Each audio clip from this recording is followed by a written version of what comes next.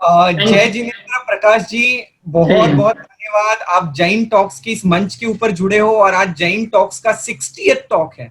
हम कह सकते हैं कि जैन टॉक्स ने इस लॉकडाउन में जिस तरह से प्रोग्रेस किया है, and we are very fortunate कि हमें एक के बाद एक इतने विद्वान स्कॉलर्स जो है इस मंच के ऊपर आए हैं और उन्होंने डिफरेंट डिफरेंट टॉपिक्स के ऊपर हमारे साथ चर्चाएं की, हमें ज्ञान दिया है।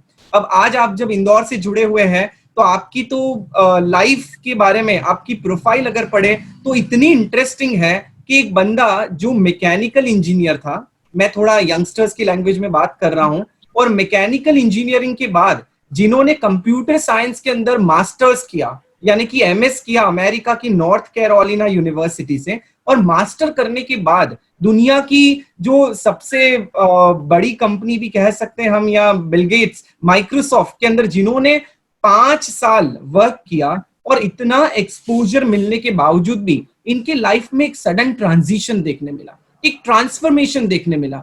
सो आपके जीवन में इतना बड़ा ट्रांसफॉर्मेशन आया कि आपने आपकी पूरी जिंदगी जैनिज्म के लिए डेडिकेट कर दी। यानी अगर मैं सिंपल भाषा में कहूं तो खुद के स्पिरिचुअल अपलिफ्टमेंट के लिए, जैन धर्म का अध्ययन के लिए, और दूसरों को जैन धर्म का अध्ययन करवाने के लिए। तो इतना बड़ा ट्रांसफॉर्मेशन आपकी लाइफ में आया कैसे? हमारे श्रोता जानना चाहते हैं कि इतना बड़ा डिसीजन आप कैसे ले सके। Thank you, Neil ji and Ramesh ji, for giving me an opportunity to talk in this Jain Talks. This is a very good question. Mostly people ask me this question firstly, that how basically you resigned from Microsoft, how you left Microsoft, and not I just left Microsoft, but I also left green card, passport, everything. That was really a big transformation for me, my family, for whole actually society. So but if you look back, I mean, if I look back at my life, actually this is not a drastic decision, because I always wanted to do this thing.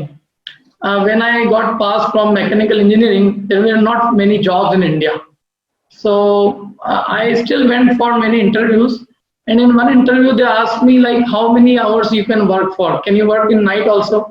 So I straightforwardly said, no, I cannot work in night, because I have to do some religious activities in night time. So I will work in daytime, and I have some rules, regulations. I eat before night, and I do all the puja and all the things. So I will not work in the night. So they said, what this guy is saying. So in many interviews, I was rejected in India. You will be surprised. So I was not good for India. Then my father, actually, he was worried because I was too much into religious activities. So he was worried that this guy will just go to monk and become monk one day. So he actually he pushed me little bit to do masters, to go for abroad, or to do something in India. So there were not many options at that time. So one guy, he was reading GRE. So I asked him, what you are reading? So he said, this is GRE. So I said, what is this? So he said, this is graduate record examination, and by this book you can go to US and all that. So I said, okay. My father always wanted me to do this thing. And another thing is, every day I was listening all the bad things from my family, that this guy is of no use. So I said, I will not listen anything, and I will just do what I want. So from that day I started preparing for GRE, and then later on I got admission in all the universities. I went there, I did my masters. Ramesh ji, मैं कह रहा था कि मतलब मेरे लिए ये आश्चर्यकारी चीज नहीं थी कि मैं अमेरिका से वापस आ गया। जो लोग मुझे जानते हैं इंदौर में बचपन से, और जब से मेरी धर्म में रुचि हुई, कि मेरे जैसे व्यक्ति के लिए अमेरिका जाना आश्चर्यकारी था। मतलब सब लोगों ने आश्चर्य किया कि जो व्यक्ति दिन भर मंदिर में रहता है और धर्म ज्ञान के अलावा कुछ नहीं करता है, जिसके बारे में हमें लगता है कि ये कब मुनि बन जाएगा, और ये आदमी अमेरिका जा रहा है। तो लोगों को तो इस पर सरप्राइज हुआ। पर मैंने कहा कि देखो, मैं जिंदगी में किसी से भी कुछ मांगना नहीं चाहता। I wanted to give back to the society. I don't want to take anything from the society. मैं समाज से कुछ लेना नहीं चाहता। जो कुछ मैं दे सकता हूँ मैं दूंगा, और इसके लिए मुझे सबसे पहले अपने पांव पे खड़ा होना पड़ेगा, और इसके लिए मैं मेहनत करूंगा। भले ही मैंने 4 साल इंजीनियरिंग में पढ़ाई नहीं की है, लेकिन अब मैं पढ़ाई करूंगा। और मैंने ठान किया, उस समय कंप्यूटर साइंस का चल रहा था, तो मैंने कंप्यूटर साइंस में मास्टर्स किया, और मास्टर्स करके मैंने वैंगार्ड में जॉब किया। तो नील भाई, आपको पता है, नील भाई, रमेश भाई, आपकी वैंगार्ड ग्रुप क्या है? कुछ do you know Vanguard group? No, no, मुझे no कोई idea. idea All we know is Microsoft. Vanguard Group is actually one of the largest mutual fund industry in the whole world. After, I think it's the number 1 or number 2 after Fidelity. ये जो Vanguard Group है, ये actual में financial company, mutual fund company है, और मैंने 9 महीने वहां काम किया। उसके बाद में माइक्रोसॉफ्ट में गया। तो मैं तो केवल ये बताना इसलिए चाह रहा था कि मैंने जितना टेक्निकल फील्ड में काम किया, उससे उतना ही मैंने फाइनेंशियल फील्ड में काम किया। म्यूचुअल फंड खरीदना, स्टॉक्स डिसाइड करना, इस तरह के काम में था। तो ये सब चीजें ठीक है, लेकिन इसके साथ मेरा जो वहां पे भी रहते हुए जो निरंतर जो स्वाध्याय था, अध्ययन अध्यापन, पढ़ना पढ़ाना, वो जारी रहा। लाइफ जो है वो जैसी यहाँ धार्मिक बीतती थी, ऐसी लाइफ धार्मिक में चलती रही। और पढ़ते पढ़ते मेरे को एक दिन विचार आया कि जिस ध्येय से मैं अमेरिका आया था, मेरा ये ध्येय था कि भाई मैं कुछ पैसे कमा के वापस चले जाऊंगा, तो वो ध्येय अब लगता है पूरा हो चुका है। और मुझे जो अपना जो अल्टीमेट टारगेट है कि मोक्ष की प्राप्ति, संसार का अभाव, 4 गति के दुखों का अभाव, तो वो मैं करने के लिए रोज तड़पता था। मैंने जितने समय में अमेरिका रहा, मेरी आत्मा हमेशा तड़पती रही। तो एक दिन मैंने सोचा कि मैं ये 2 तरह की जिंदगी नहीं जी सकता, और मुझे जो काम अच्छा लगता है मुझे वही करना चाहिए, और मुझे ये सब चीजों को छोड़ के अब चले जाना चाहिए। अब मैं आराम से इंडिया में अपने पाँव पे खड़े होकर दाल रोटी खा सकता हूँ जिंदगी भर, और यदि मेरे पाप का उदय आएगा तो मैं देखूंगा क्या करना है। और ये सोच के मैंने उसी दिन रेजिग्नेशन दिया। मैंने ग्रीन कार्ड वाले को एप्लीकेशन लिखी कि मुझे ग्रीन कार्ड भी नहीं चाहिए, ये सब सरेंडर करने को तैयार हूँ। और मैंने पासपोर्ट यहाँ आने के बाद में रिन्यू नहीं कराया, और मैं पूरे टाइम इसमें लग गया। कंग्रेचुलेशंस, बहुत ही अच्छा है। होप आपका इंस्पिरेशन देके काफी लोग ऐसे कर पाए। पासपोर्ट तो लोग कभी नहीं सरेंडर करना चाहेंगे, बट आपने तो पासपोर्ट भी सरेंडर, अच्छी बात। और इसके लिए देखिए, इसके लिए कोई मतलब मैं ये नहीं समझता कि मैंने कोई बहुत बड़ी चीज छोड़ी है। हमारे चक्रवर्तियों ने और महापुरुषों ने 6 खंड की विभूति छोड़ी है, हम तो केवल एक नौकरी छोड़ के आए हैं। तो ये कोई बहुत बड़ी चीज नहीं है मेरे दृष्टि में, क्योंकि जीवन एक्चुअल में नौकर बन के जीने से तो अच्छा है कि हम जो जीवन में करना चाहते हैं हम वो करें। और जो आनंद धार्मिक पुस्तकों के अध्ययन में या धार्मिक जीवन जीने में, मैं आपको सही बताऊं, मैंने अमेरिका में 7 साल में एक दिन भी वैसा आनंद नहीं भोगा जो अभी मैं आपके साथ ही भोग रहा हूँ। या मैंने यहाँ जब से मैं आया हूँ, 14 साल हो गए मुझे आए को, तो 14 साल मैंने जो सुख शांति का अनुभव किया वो मेरे को वहां एक समय भी नहीं मिली। बिल्कुल, आपने तो बहुत आसानी से कह दिया कि मेरे लिए कोई बड़ी बात नहीं है, पर शायद हमारे जितने भी श्रोता है तो वो तो यही सोच रहे होंगे कि ये तो बहुत बड़ा साहस है कि इतनी बड़ी नौकरी और इतना अमेरिका में जिस तरह से आप काम करते थे और सब कुछ आपने छोड़ दिया जैन धर्म के लिए, ये काफी सराहनीय है।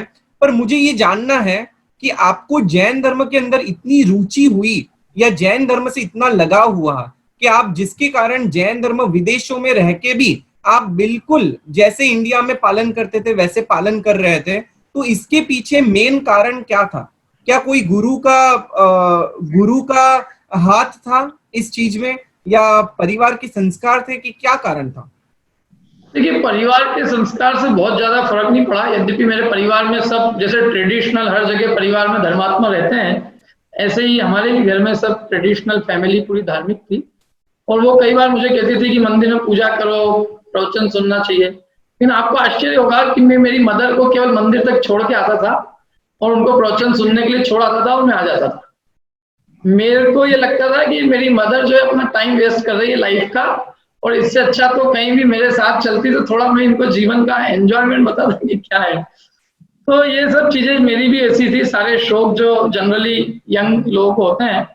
लेकिन मेरे को एक बार ये पर्यूषण के दौरान में एक मित्र के साथ में मंदिर जाने का अवसर मिला।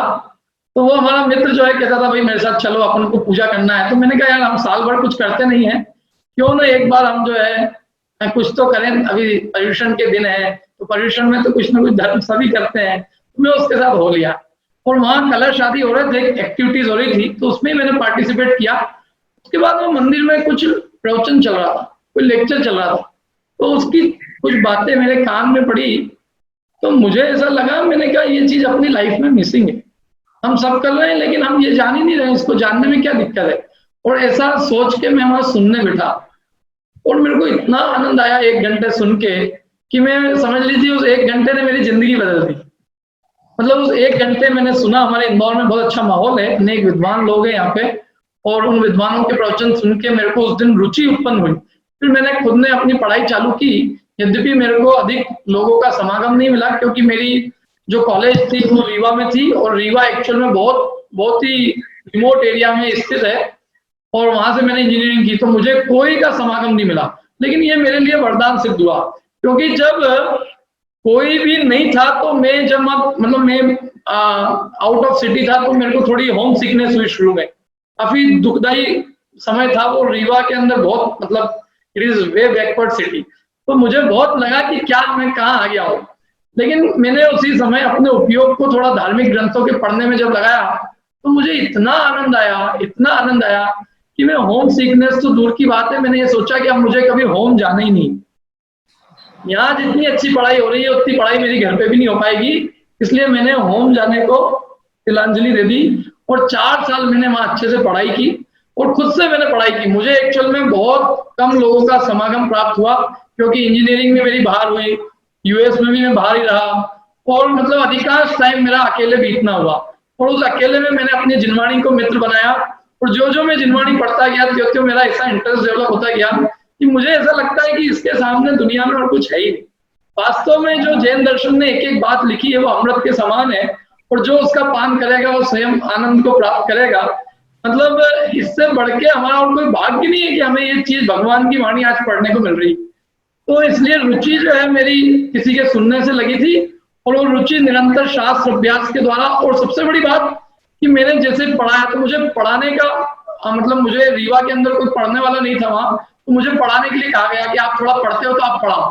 तो मैंने वहां से पढ़ाना चालू किया, और वो पढ़ाना मेरे लिए पढ़ने का काम कर गया। मैंने उस पढ़ाने के माध्यम से मैं निरंतर पढ़ता गया, और पढ़ते पढ़ते, और हमने फिर मतलब आगे बढ़ते गए। ये मेरी जर्नी 92 में मैंने स्टार्ट किया था, और आज ये 28 ईयर्स हो गए इस चीज।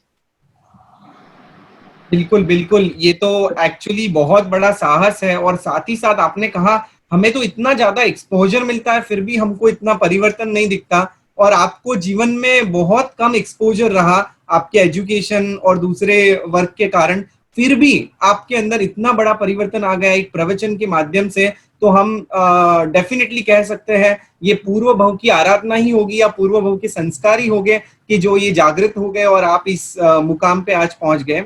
अब एक प्रश्न पूछना चाहूंगा कि आपने एक चीज और मैं कहना चाहूंगा कि यदि आपको उस वीतरागता का रस है, तो नील भाई जैसा आपने कहा कि एक्सपोजर, तो यूएस क्या, मैं कहता हूँ बड़ा से बड़ा ग्लैमर भी हो तो वो आपको प्रभावित नहीं कर सकता। एज लॉन्ग एज यदि आपको उस आनंद का आस्वादन आ रहा हो, आपको यदि धर्म ग्रंथ के पढ़ने में आनंद आ रहा हो, तो आपके लिए सब चीजें छोटी है। बोलिए, सॉरी फॉर इंटरप्ट। बिल्कुल, शायद मुझे ऐसे लगता है कि हमारे जितने भी श्रोता है उसमें से काफी लोगों की हमारी मान्यता ऐसी है कि जो सुख है वो बाह्य पदार्थों में रहा हुआ है और बड़े बड़े ग्लैमर और लग्जरी में रहा हुआ है। और कितनी आसानी से आपने कह दिया कि इतने साल जो मुझे सुख अमेरिका में नहीं मिला, उससे भी ज्यादा सुख आप एक जैन धर्म के अध्ययन करने में और जैन धर्म के ऊपर बोलने में आपको सुख की प्राप्ति होती है। कितनी आसानी से आपने कह दिया। और शायद मुझे भी आज ये प्रश्न हुआ कि हमारे पूरे भारत भर में इतने सारे जैन मुनि साधु संत है, तो उनके पास तो ये कोई भी एक्सेस नहीं है लग्जरी का, वो नहीं कहीं ट्रैवल करते हैं, नहीं कोई मोज शौक के उनके ये जो साधन सर साधन है वो रखते हैं, फिर भी उनको सुख किस बात का होगा। और आज आपने जैसे कहा कि सुख ज्ञान में है, तो हम कह सकते हैं ज्ञान में निरंतर रहने का ही वो सुख, सदा सुख में रह रहे हैं। मैं आपको एक प्रश्न पूछना चाहूंगा कि आपने जैन धर्म का इतना अध्ययन किया, तो ये जैन धर्म के अंदर आपका कौन सा ऐसा प्रिय विषय है? मुझे प्रवचन सार बहुत अच्छा लगता है, जिसमें उन्होंने सारे इंद्रिय विषयों को पीड़ा सिद्ध किया है। ये सिद्ध किया है कि ये जो कुछ भी भोग रहे हैं हम, ये सब बीमारी का इलाज कर रहे हैं। और जिन्हें बीमारी नहीं है, ऐसे हमारे अनंत सिद्ध भगवान परम सुखी है। उसमें एक्चुअल में प्रथम प्रवचन सार के अंदर सुखाधिकार है, और सुखाधिकार में इंद्रिय सुख दुख है, ये सिद्ध किया है, और ये बहुत तर्क और युक्ति से सिद्ध किया है, और उसने मेरे को जीवन भर बहुत ही इंस्पायर किया है। और मैं तो सबको कहूंगा कि वो चीज जरूर पढ़ना चाहिए। देखो एक नील भाई, एक सामान्य सी बात सोचो आप, किसी को कोरोना हो जाए, कोरोना का इलाज होने पे जो शांति मिले, वो शांति ज्यादा अच्छी है कि जिसको बीमारी नहीं हो वो शांत है, वो उसको आनंद ज्यादा है। कौन सा आनंद ज्यादा? जिसको बीमारी नहीं है वो ज्यादा। जिन्हें ये 5 इंद्रियों के विषयों की पीड़ा ही नहीं है, विषयों की इच्छा ही नहीं है, क्योंकि जिन्होंने सुख अपने आत्मा में देखा है, सुख बाहर नहीं देखा है, फिर परम सुखी है। क्या हम सुख बाहर देख रहे हैं? हम क्या है नील भाई, हम अपनी बीमारियों का इलाज कर रहे हैं, अपने अंदर में बीमारियों का इंजेक्शन देते हैं, पहले विषयों की इच्छाओं को उत्पन्न करते हैं, और फिर उन विषयों की सामग्री के पीछे दौड़ते रहते हैं। यदि हमें ये श्रद्धान हो जाए कि सुख हमारे भीतर है, तो हमें ये इतना दौड़ भाग करने की आवश्यकता ही नहीं पड़ेगी जितनी दौड़ भाग आज चल रही है दुनिया में। हमें अंदर में श्रद्धान नहीं हुआ कि मैं स्वयं सुख स्वरूप हूँ, आत्मा स्वयं सुखरूप है, इस बात का श्रद्धान जीव को नहीं।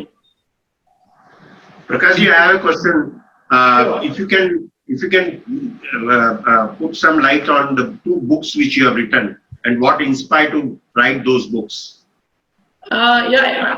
मैंने 2 किताबें लिखी, तत्वार सूत्र और गोमटसार जीवकांड। ये दोनों एक्चुअल में सैद्धांतिक पुस्तकें हैं, और ये गोमटसार जीवकांड जो हमने लिखा है, ये लोगों को सरल करने के लिए लिखा है। Actually people are fearful of reading any कर्णानियोग ग्रंथ। लोग जो है कर्णानियोग से, गणित से डरते हैं, तो हमने ये सोचा कि इतने सरल चीज होने पर भी लोग डरते हैं, तो क्यों ना इसको सिंप्लीफाई किया जाए। तो we actually just simplified it. हमने उसको सरल करने के अलावा कुछ नहीं किया, उसको चार्ट और टेबल के फॉर्म में बनाया है। जो भी चीज है वो उसको मॉडर्न जो मेथोडोलॉजी है, चार्ट्स में, टेबल्स में, ग्राफ में, उसमें हमने करके उसको एक्सप्लेन किया है। और गोमटसार जीवकांड में बेसिकली संसारी जीव का वर्णन है, 4 गतियों का, इंद्रियों का, माने हमारे संसार में क्या दशा है, जीव की संसार में क्या क्या अवस्था है। तो जिसको जान के जीव को थोड़ा वैराग्य उत्पन्न हो। अभी क्या हो रहा है कि हमें संसार से भय नहीं है, हमें किसी को कोई डर नहीं है कि हम कहाँ खड़े हैं। और यदि हम इसको पढ़ते हैं इन शास्त्रों को, तो हमें पता चलता है कि हमें कितनी दुर्लभता से ये अवसर मिला है, और यदि हम ये अवसर चूकते हैं तो हम क्या लूज करते हैं, मतलब हम 4 गति में कहाँ रखड़ेंगे। ये इन दुखों का जब हम पढ़ते हैं विवेचन, तो हमें हमारे रोंगटे और हमारा जो है उत्साह वो धर्म में दुगना होता है। तो एक तो जीवकांड है जिसमें एक्चुअल में 20 प्ररूपणाओं का वर्णन है, गुणस्थान, मार्गणाओं, जीव मतलब बेसिकली संसारी जीव की क्या अवस्था है उसका वर्णन। दूसरी तत्वार सूत्र है जो बहुत पॉपुलर ग्रंथ है, और तत्वार सूत्र में हमने बहुत सारी टीकाएं देखी, लेकिन हमने देखा कि इसको एक्सप्लेन किसी ने इतना अच्छा नहीं किया, मतलब चार्ट और टेबल के फॉर्म में। तो एक्चुअल में मेरी वाइफ ने उसको पढ़ाया था, तो पढ़ाते पढ़ाते जो चार्ट टेबल बनाए थे, तो वो चार्ट और टेबल को ही हमने फिर बुक के फॉर्म में पब्लिश किया। और एक्चुअल में वो हमने सोचा भी नहीं था कि बुक के फॉर्म में आएगी और इतनी लोगों को पसंद होगी। वो हमारा जस्ट एक लोगों को समझाने के लिए एक एक्सपेरिमेंट था, लेकिन वो एक्सपेरिमेंट लोगों को बहुत पसंद आया, तो हमने उसको बुक के रूप में पब्लिश किया। और तत्वार सूत्र सब जगह फेमस है। तत्वार सूत्र जैनियों की बाइबल मानी जाती है। यदि आपको कोई भी सब्जेक्ट जैन दर्शन का देखना हो, तो आपको तत्वार सूत्र मिल जाएगा। मैंने उसमें चाहे आपको कर्णानियोग है, गृहस्थ और मुनियों का आचरण, चाहे आपको 3 लोक की रचना है, कर्म फिलोसॉफी है, जीवों का स्वरूप है, चाहे आपको द्रव्य गुण पर्याय देखने हो, चाहे आपको संवरण निर्जरा स्वरूप देखना हो, जो कुछ देखना हो, आपको 4 गति पढ़ना हो, तो सारी चीजें तत्वार सूत्र में सूत्र के रूप में निबद्ध है। और वो उसकी जो है टीका है, उन टीकाओं का सार लेके हमने उसको 4 टेबल के रूप में बनाया। रमेश जी, आपके प्रश्न का जवाब शायद। डेफिनेटली। आई मीन अगर अनुमति दे तो ये दोनों बुक की मेरे पास PDF आई हुई है, हम सब व्यूअर्स को उसको शेयर करेंगे। एंड देन प्रोबब्ली एक पुस्तक और लिखी हमने रमेश जी, जो आपको वो बच्चों के लिए और युवाओं के लिए जो नए जो लोग धर्म में जिनको जुड़ना हो, तो एक बेसिक फंडामेंटल ऑफ जैनिज्म, उसकी हमने बुक्स बनाई है। और वो लेवल 5 बना है, लेवल 1, 2, 3, 4, 5, और वो 5 लेवल की हमने वो बेसिकली वो भी प्रेजेंटेशन फॉर्मेट में है। और वो बुक भी मैं आपको अवेलेबल करा दूंगा, तो वो भी किसी को भी चाहिए हो तो वो देख सकता है। जरूर, थैंक यू सो मच। मेरा एक और प्रश्न है which is coming to me, कि आपने माइक्रोसॉफ्ट जैसे कंपनी में काम किया है। Suppose if everybody is looking for inner peace, what would have happened to the growth? How this whole world would have been a different world, और one should not be concerned about it? No, actually, because see, not if everybody thinks that everybody will become a CEO, then what will happen with all the engineers? I mean, this is like question like this. Since not everybody will become CEO, not everybody will become prime minister. There will be always people who have different basically interests. So this is my interest, and not many people have this interest. I mean, even if I give inspiration, or if I give teachings to all the people, still hardly anybody will feel that. So this is not, I mean, question that everybody will go there. So do you say it is Kusumaji's explanation of determinism and free will? Yeah, I mean, many are determined, but you were determined to go to Microsoft, but you had a free will to come back. Yeah, it's our wish actually, that what path you want to choose. And going to Microsoft is just for livelihood. I mean, and in livelihood, how much you need? हमें जीवन जीने के लिए कितना चाहिए? How much you need? क्या जीवन जीने के लिए हमें केवल बहुत, मतलब जो धार्मिक और आनंदपूर्ण जीवन जीना है, उसके लिए हमें बहुत नहीं चाहिए. If you want to go for प्रदर्शन प्रसिद्धि, यदि आपको प्रदर्शन प्रसिद्धि करना है, तो then there is no end. But true, I mean, I wish people it's so simple, but people understand that. Neil bhai, I'm sure you have prepared more questions. Yes, बिल्कुल. मुझे तो एक प्रश्न ये हो रहा है कि आप जिस प्रकार से धर्म के अंदर श्रद्धा रखते हो और आपने पूरा लाइफ का ही ट्रांसफॉर्मेशन कर दिया, पर ऐसे बहुत सारे व्यक्ति है जो लाइफ का इतना कंप्लीट ट्रांसफॉर्मेशन नहीं कर सकते हैं. तो हम संसार में रह के हमारा जो अर्थ पुरुषार्थ है, काम पुरुषार्थ है और धर्म पुरुषार्थ है, ये सबको बैलेंस कैसे करें? बैलेंस का मतलब ये नहीं है कि हम अर्थ जोड़ते जाएं. हम बैलेंस कर रहे हैं ना. अपन बैलेंस ये कर रहे हैं कि हम किसी के ऊपर आश्रित ना रहें, और हमें जितना चाहिए हम उतना ले लें, और बाकी दुनिया के लिए छोड़ दें. अर्थ इकट्ठा करना अर्थ पुरुषार्थ है, कि अर्थ किसी से न मांग के अपने लिए केवल जोड़ के उसको छोड़ना पुरुषार्थ है. क्या पुरुषार्थ? बिल्कुल है. यदि हर व्यक्ति सब कुछ अपने घर में जोड़ लेगा, तो अर्थ किसको मिलेगा? और यदि हम छोड़ रहे हैं, तो ये तो हम दुनिया के लिए अच्छा कर रहे हैं. दुनिया जिनको अर्थ चाहिए उनके लिए छोड़ दिया. हमें जितना अर्थ चाहिए हमने उतना ले लिया. देखो, हमारी जो रिक्वायरमेंट है, सबसे पहले हमको डिसाइड करनी पड़ेगी. अदरवाइज क्या है, there is no end of this basically greed. क्या आपकी इच्छाओं की, आपकी तृष्णा का कोई अंत है? हमें देखो, हमें जो चाहिए हमें वो मिल गया, और हम उस अर्थ से यदि हम अपना जीवन यापन कर सकते हैं, तो हम बाकी सब चीजें दुनिया के लिए छोड़ देना. इसमें क्या दिक्कत है? अर्थ छोड़ना पुरुषार्थ है कि अर्थ कमाना पुरुषार्थ? बट हमारी रिक्वायरमेंट कितनी है, ये लिमिट कैसे डिसाइड कर सकते हैं? ये लिमिट क्या है? इसका सबसे बड़ा डिसाइड ये है कि हमारे आखिर जीवन का उद्देश्य क्या है. मैं जो रोज जी रहा हूँ, इसका मेरा ध्येय क्या है? मैं जीवन जी क्यों रहा हूँ? किसलिए जी रहा हूँ? किसके लिए जी रहा हूँ? क्या मुझे मैं चार लोगों के लिए मतलब कुछ लोगों के लिए मैं जीवन जी रहा हूँ, या मैं अपने इस जीवन को कुछ ऐसा पाने के लिए जो मैंने अनंत काल में नहीं पाया, उसके लिए मैं जी रहा हूँ? मेरा उद्देश्य क्या है? हमें वो तो डिसाइड करना पड़ेगा ना. जीवन तो सब जी रहे हैं. कुत्ता भी जी रहा है, बिल्ली भी जी रही है, गधा, घोड़ा, हाथी सब जी रहे हैं. लेकिन आखिर और हर आदमी जी रहा है. लेकिन ये जो हम रोज जो जीवन जी रहे हैं, आखिर हमें ढूंढना होगा कि इस जीवन में हमें मिल क्या रहा. मैंने सुबह से शाम तक माइक्रोसॉफ्ट की जॉब की, रात को आके सो गया, जिंदगी भर नौकरी की, आखिरी में रिटायर हो गया और बुढ़ापे का समय काट दिया, तो उससे मुझे मिला क्या? नील भाई, उससे मुझे क्या उपलब्धि हुई? मैं जिस चीज के लिए आया हूँ, यदि वो मेरा उद्देश्य सिद्ध नहीं हुआ, मैं किस लिए आया हूँ? मनुष्य भाव हमको क्यों मिला है? सबको मैं तो सबसे पूछता हूँ, हमें क्यों मिला है? कि अब जिस उद्देश्य की आप बात कर रहे हो, तो पूरी दुनिया में इतने सारे लोग हैं और सबके लक्ष्य और उद्देश्य अलग अलग है, तो उन्होंने लक्ष्य खुशी दे रहा है. लक्ष्य तो हमें निर्धारित करना होगा कि हमें ये मनुष्य भाव मिला है, इसमें हमारा अल्टीमेट लक्ष्य क्या है. रुपए पैसे कमाना तो क्या है कि हम अपने जीवन चलाने के लिए हम नौकरी करते हैं. नौकरी यदि हमने अपना उद्देश्य बना लिया तो हमारा जो अल्टीमेट गोल है वो सिद्ध नहीं हो पाएगा। हम यहाँ देखो, हम केवल शरीर को चलाना, उसको धकाना और जीवन को चला लेना, ये यदि करना है तो ये तो सभी लोग कर रहे हैं ना। फिर हमने मनुष्य भाव पाके और जैन कुल में जन्म लेके और हम कुछ चीज समझ के भी हमने क्या किया? What extra we did? Nothing. Yes. So as per you, what should be the true purpose of a Jain who has born in Jain? And what is the definition of purpose of human being? The purpose of Jain should be to liberate, basically, to liberate from this body, to liberate our soul from all the karmas, which Kusumji explained actually. That is our goal. Basically, हम जो पराधीन हो रहे हैं आज जीवन में, हम अनेक वस्तुओं पे अधीन हो रहे हैं, तो ये हमारी पराधीनता मिटे। ये जो हम देह में बंधन में कैद है, शरीर रूपी बंधन में कैद है, ये शरीर रूपी बंधन से मुक्त हो। सारी पर वस्तु की जो हमें आज आवश्यकता महसूस होती है अपने सुखी होने के लिए, वो सब छूटे और हम स्वाधीन और स्वतंत्रता का सुख भोगे। जो सिद्ध भगवान सुख भोग रहे हैं वो सुख हम आप सबको प्राप्त हो, ये हमारा उद्देश्य होना चाहिए। क्योंकि अल्टीमेटली सुख तो हमारे भीतर है, हम सुख बाहर खोज रहे हैं जो हमारे भीतर है। यदि हमारे भीतर नहीं होता तो हम क्यों भगवान को प्रे करते हैं? भगवान के पास क्या है? No, very well said. And she also said you have a choice to choose that way how you have to go. The choice is yours, which way you have to choose. There are thousands of ways. Each religion says which way you have to go.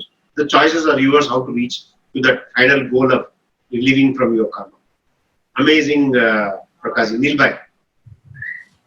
Thank you so much Prakash ji. हम आज के session को wind up करें उससे पहले एक last question पूछना चाहूंगा। हमारे साथ जितने भी यंगस्टर्स जुड़े हुए हैं उनको आप क्या मैसेज देना चाहोगे इस जैन टॉक्स के प्लेटफॉर्म से? देखो, मेरा यही कहना है एक तो कि हम अपने जीवन का, समय का सदुपयोग करें। ये जो मैं जीवन में इतना सब कुछ कर पाया हूँ, इसका एक सबसे बड़ा रीजन है कि मैंने अपने लाइफ में समय का, एक समय का सदुपयोग किया जहां तक मुझसे बन सका। और आपको नील भाई आश्चर्य होगा कि मैंने आज, मुझे लगभग 28 साल हो गए, 28 साल से मैंने टीवी नहीं देखी। क्या मेरे घर में टीवी है ही नहीं फॉर लास्ट 28 ईयर्स। और उसके अलावा भी मतलब जो भी मुझे जो दूसरी मतलब गॉसिप्स होती है या even newspaper, I don't read newspaper. So basically, I focus. For example, when I was working for Microsoft, I focus in my job. When I was doing my masters, I focus in what I'm doing. Basically, तो हम जो चीज कर रहे हैं, मैं youngster से ये कहूँगा वो कुछ भी कर रहे हो, लेकिन वो जीवन में जो कर रहे हैं उसको पूरी तत्परता से और फोकस से करें। उन्हें जीवन में सब मिलेगा। हमारे अंदर जो शक्ति है हम नहीं जानते। हम सब लोग इस बात की तारीफ करते हैं हमें माइक्रोसॉफ्ट की जॉब मिल गई। मैं कहता हूँ इसमें कोई दम नहीं। बेसिकली जो हमारा पोटेंशियल है वो बहुत ज्यादा है। हमारा पोटेंशियल अनंत सिद्ध बनने का है। हमारा पोटेंशियल पूरे माने अनंत सुख और अनंत ज्ञान प्राप्त करने का। तो हम बहुत कम चीजों से संतुष्ट ना हो और हम जो कर रहे हैं, हम अपने जीवन का भी लौकिक कोई काम कर रहे हैं, जॉब कर रहे हैं, तो पूरी तत्परता ईमानदारी से करें ताकि हम उसमें भी सक्सेसफुल रहें। और जो हमारे पास टाइम बचे उसको हमको थोड़ा अपने बारे में सोचना चाहिए कि मैं कौन हूँ, कहाँ से आया हूँ, मुझे ये जो है मैं दुखी हूँ तो दुख का कारण क्या है, मुझे सुख कैसे मिल सकता है। इन सब बातों पे हमें सोचना चाहिए। और इन संबंधित जो किताबें हैं, जैसे जो जैन दर्शन का बहुत वास्ट लिटरेचर है, बहुत रिच है, तो वो हमें पढ़ना चाहिए और उसको पढ़ के हमें उस पर विचार भी करना चाहिए। तो मैं नहीं कहता किसी को कि आप जो भी कुछ हो छोड़ो, आप पढ़ो, क्या आप रीड करो, रीडिंग की हैबिट डालो, देखने की हैबिट कम डालो क्या। और ये जो इस तरह के जो डिस्कशन होते हैं उनमें आप पार्टिसिपेट करो, लोगों से, जो अच्छे लोगों से, जो भी जिस फील्ड के एक्सपर्ट्स हैं उनसे आप बात करो, उनकी संगति करो, अच्छी सत्संगति करो। तो ये सब चीजें मैं कहना चाहूंगा। और खासकर कि आप जो है मतलब आप छोटी छोटी चीजों में संतुष्ट होने की बजाय आप जो है सबसे उत्कृष्ट पद को प्राप्त करने की सोचो। ये मेरा सब यंग लोगों से कहना है। आपने बहुत सुंदर सीख दी आज। और आपने जो 2 क्वेश्चंस कहे कि हमें चिंतन करना चाहिए कि मैं कौन हूँ, कहाँ से आया हूँ, मेरे जीवन में दुख है तो उसका कारण क्या है, और ये चिंतन ही शायद हमें इसके रीजन फाइंड आउट करने के लिए प्रोत्साहित करेगा, और उसी से हम जब जैन धर्म के अध्ययन में आएंगे तो हमको मालूम पड़ेगा कि इस जीवन का मूल्य क्या है। Thank you so much Prakash जी इस जैन टॉक्स के प्लेटफॉर्म पे जुड़ने के लिए। और साथ ही साथ हमारे साथ इस प्लेटफॉर्म पे कुसुम जी है जो कि जयपुर से जुड़े हैं, जिन्होंने बहुत ही सुंदर आज कर्म के ऊपर अध्ययन किया, और आज का हमारा प्रकाश जी के साथ टॉक बहुत ही इफेक्टिव और बहुत ही मोटिवेटिव और बहुत ही एनकरेजिंग रहा। Thank you so much. अब बने रहिए जैन फाउंडेशन के साथ। विश्व के सभी जीवों का कल्याण हो, विश्व के सभी जीव हमारे मित्र है, ये भावना के साथ हम लोग प्रेयर करेंगे। अणु परमाणु शिव बनी जाओ, अखा विश्व नु मंगल थाओ, सर्वे जीवो मोक्षी जाओ। खामेमि सव्व जीवे सव्वे जीवा खमंतु में, मित्ति में सव्व भूएसु वैरम मज्जन के नहीं, सर्वथा सौ सुखी थाओ, पाप ना कोई आचरो, राग द्वेष थी मुक्त बनीने, समता सौ समाचरो।